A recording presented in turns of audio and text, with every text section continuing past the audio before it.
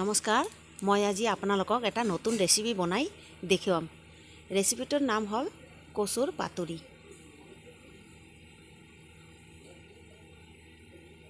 মই কচুৰ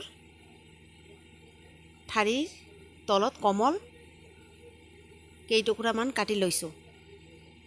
কাটি লৈ পেলাই থেতেলি লৈছোঁ অলপমান। প্ৰথমতে কেৰাহীত মই অলপ পিঁয়াজ দিছোঁ, নহৰু দিছোঁ, ক'লা জিৰা দিছোঁ অলপ আৰু তেল।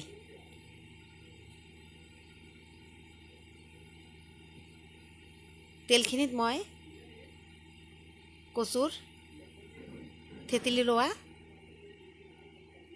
কচুখিনি ভাজি ল'ম।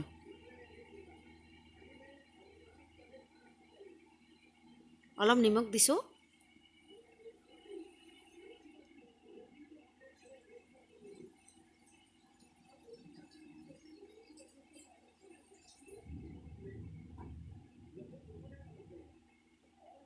হালধি অলপমান।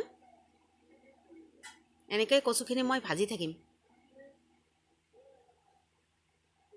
খাবলৈ টেষ্ট লাগে গৰম ভাতৰ লগত।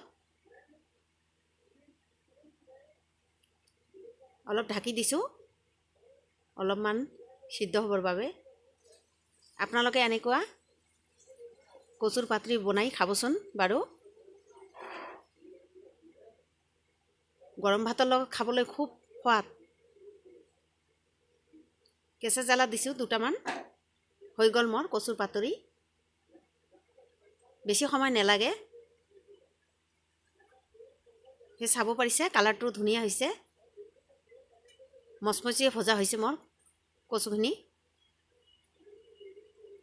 আপোনালোকে এনেকৈ বনাই খাবচোন আৰু ছাবস্ক্ৰাইব কৰিব, শ্বেয়াৰ কৰিব, কমেণ্ট কৰিব। মই আৰু নতুন নতুন ৰেচিপি আপোনালোকক দেখুৱাম। ধন্যবাদ।